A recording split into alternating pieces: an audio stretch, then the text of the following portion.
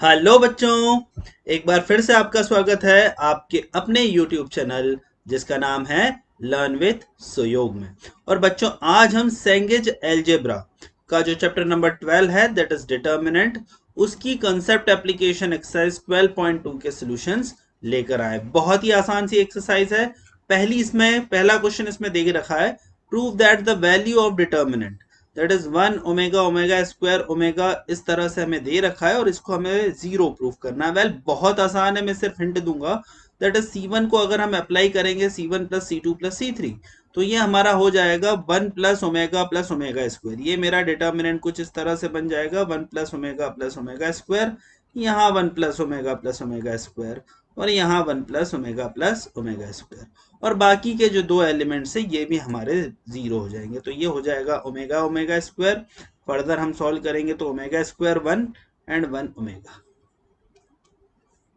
और इसकी वैल्यू जो रहेगी वो जीरो के बराबर हो जाएगी। अब इसकी वैल्यू जीरो के बराबर हमें प्रूव करनी, तो वी शुड नो दैट कि 1 प्लस ओमेगा स्क्वायर हमारा जीरो के बराबर ही होता है। ठीक है, तो ये हमारा क्वेश्चन नंबर 1 हो गया। अब हम क्वेश्चन नंबर 2 की तरफ जाते हैं। मुझे प्रूफ करना है कि ये वाला जो डिटर्मिनेंट है a square b c, b b square a c और c c square a b, this is equal to this determinant. Well, बहुत आसानी से मैं कर सकता हूँ। तो सबसे पहले मैं इसी डिटर्मिनेंट को करता हूँ। तो मैं यहाँ पर एक काम करता हूँ, R1 को मैं मल्टीप्लाई कर देता हूँ ए से, R2 को मैं मल्टीप्लाई कर देता हूँ बी से, और R3 को मैं मल्टीप्लाई कर देता हूँ सी से। और जब मैं इसे करूंगा तो ये हमारा क्या हो जाएगा, ये वाला डिटर्मिनेंट में मेरा 1 upon a b c common आ जाएगा। तो 1 अपॉन ए बी सी मेरा कॉमन आ गया, तो ये किसके बराबर हो गया, it is a square a cube a b c. ये हमारा हो गया b square b cube a b c, और ये हमारा हो गया c square c cube a b c. ठीक है, ये हमारा हो गया। इसके बाद हमें क्या करना है, इसके बाद हम ABC को कॉमन ले लेते हैं। ठीक है, तो अगर हम ABC को कॉमन लेंगे तो ये ABC मेरा कैंसिल हो जाएगा, और मेरा जो डिटर्मिनेंट बचेगा वो बचेगा a square B square C square, a cube b cube c cube and 1 1 1। Now we know that कि डिटर्मिनेंट को रो को कॉलम और कॉलम को रो में भी अगर हम चेंज करें तो कोई फर्क नहीं पड़ता है। तो हम इसको इस तरह से लिख सकते हैं, ए square B square C square, a cube b cube c cube 1 1 1। और उसके बाद हमें क्या बोल रखा है कि 1 ए स्क्वायर, अच्छा ये प्रूव करना है 1 1 1 ए स्क्वायर बी स्क्वायर सी स्क्वायर। तो वेल, आपस सीधी सी बात है, इन दोनों रो को आपस में इंटरचेंज अगर हम करेंगे तो -1 से चीजें मल्टीप्लाई हो जाएंगी। तो ये मेरी चीज हो जाएगी माइनस टाइम्स ए स्क्वायर बी स्क्वायर सी स्क्वायर 1 1 1 ए cube b cube c cube. और फिर फर्दर हम अगर इन दोनों रो को आपस में इंटरचेंज करेंगे R1 और R2 को, तो चीजें वापस से -1 से मल्टीप्लाई हो जाएगी। तो ये हमें मिल जाएगा 1 1 1 ए स्क्वायर बी स्क्वायर सी स्क्वायर और ए cube b cube c cube. इस तरह से हमने दो डिटर्मिनेंट को बगैर सॉल्व करे बच्चों प्रूफ कर दिया। क्वेश्चन नंबर 3 सॉरी, इसमें भी मुझे दे रखा है कि डेल्टा की कुछ वैल्यू दे रखी a b c b square c ये, और मुझे प्रूफ करना है कि a plus b plus c zero है। बच्चों, बहुत ही आसान क्वेश्चन है। इसमें से देखो, R1 में से मैं BC कॉमन ले सकता हूँ, R2 में से मैं CA कॉमन ले सकता हूँ, और R3 में से मैं AB कॉमन ले सकता हूँ। अगर मैं ये कॉमन लूंगा तो मुझे मिलेगा a square B square C square. और फर्दर जब हम इसे सॉल्व करेंगे तो हमें क्या मिलेगा, अगर मैंने R1 में से BC कॉमन लिया so it will be equal to ABC, और अगर मैंने R2 में से CA अगर कॉमन लिया तो it is equal to my BCA, और अगर R3 में से मैंने AB कॉमन लिया तो it is equal to my CAB। तो इस तरह से मैं इसे ले सकता हूँ। फर्दर अगर हम इसे सॉल्व करेंगे तो ये हमारा किसके बराबर हो जाएगा, ये हमारा हो जाएगा C1 changes to C1 plus C2 plus C3। और ये तो हमें पता है यार, ये एक इंपॉर्टेंट डिटर्मिनेंट है, इसकी तो हमने वैल्यू पता है। हमने लास्ट एक्सरसाइज में इसे डिस्कस किया था कि इसको हम लिख सकते हैं a cube plus b cube plus c cube minus 3ABC, या 3ABC minus a cube plus b cube plus c cube. और अगर ये जीरो के बराबर है तो इसे किस तरह से लिखा जा सकता है? इसे लिखा जा सकता है minus times of a plus b plus c into a square plus b square plus c square minus a b minus b c minus c. और इसको जब हम फर्दर बच्चों सॉल्व करेंगे तो देखो क्या आएगा, या तो ये वाली चीज जीरो या ये जीरो। तो सिंपल सी चीज है कि एक फैक्टर मेरा a plus b plus c zero आ गया, और यही मुझे एक्चुअली में प्रूव भी करना था। क्वेश्चन नंबर 4 की तरफ बच्चों हम बढ़ते हैं।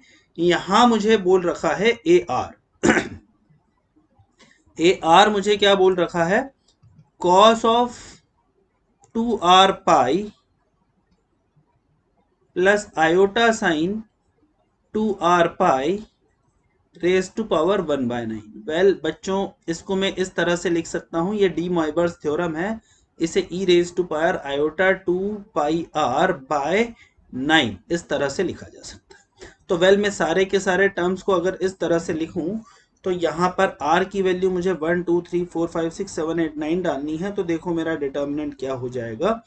डिटर्मिनेंट की पहली रो हो जाएगी e raise to power iota 2 pi by 9, e raised to power iota 4 pi by 9 and e raised to power iota 6 pi by 9। a4 अगर हम डालेंगे तो ये हो जाएगा हमारा e raised to power iota 8 pi by 9, e raised to power iota 10 pi by 9 और e raised to power iota 12 pi by 9। अगर 7 8 9 हम डालेंगे तो हमें क्या मिल जाएगा? We will get e raised to power iota 7 हम डालेंगे तो 14 pi by 9, e raise to power iota 16 pi by 9 और e raise to power iota 18 pi by 9।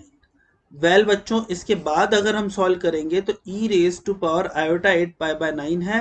तो यहां से हम R2 में से ऐसा करते हैं, e raise to power iota 6 pi by 9 common ले लेते हैं। और अगर हम e raise to power iota 6 pi by 9 हम कॉमन लेंगे तो देखो हमें क्या मिलेगा। हमें मिलेगा e raise to power iota 2 pi by 9 into e raise to power iota 2 pi by 9 into e raise to power iota 2 pi by 9। यहाँ भी हमें क्या मिलेगा? E raise to power iota 2 pi by 9, e raise to power 2 iota 2 pi by 9 और e raise to power iota 2 pi by 9 4 pi by 9 6 pi by 9। यहाँ 2 pi by 9 4 pi by 9 6 pi by 9। मतलब कहने का दो रोज मेरी equal हो जाएगी, e raise to power iota 6 pi by 9। तो जब हमने R2 में से e raise to power 2 minute मुझे देखना पड़ेगा 6 पाई बाय 9 कॉमन लिया तो दो रोज बराबर हो गई। दो रोज बराबर होती तो डिटर्मिनेंट होता है 0 और इसीलिए मेरा आंसर आ गया 0 के बराबर। सो बच्चों मैं बढ़ता हूँ क्वेश्चन नंबर 5 की तरफ। क्वेश्चन नंबर 5 में मुझे दे रखा है if a is equal to row wise पढ़ू मैं तो A B 2c D E 2f L M 2n और b मुझे दे रखा है f 2de 2n 4l 2m और c 2ab। तो मुझसे b बाय a की वैल्यू पूछिए। तो अब हम एक काम करते हैं, या तो a को b के टर्म्स में लिखने की कोशिश करते हैं या b को a के टर्म्स में लिखने की कोशिश करते हैं। मुझे b को a के टर्म्स में लिखना ज़्यादा सही लग रहा है तो मैं b से शुरुआत करता हूँ। b से अगर मैं शुरुआत करूँ तो भाई मुझे क्या मिलेगा? We will get f 2de 2n 4l 2m c 2ab। ठीक है, सो ये वाली बात हमारी हो जाएगी। अब हम b में से 2 को कॉमन ले सकते हैं।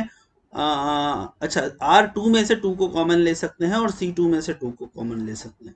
अगर हमने R2 में से 2 को कॉमन लिया और C2 में से 2 को कॉमन लिया तो ये हमारा हो जाएगा 4 और इसको हमने फर्दर सॉल्व किया तो ये हमारा हो जाएगा F D E N L M C A B।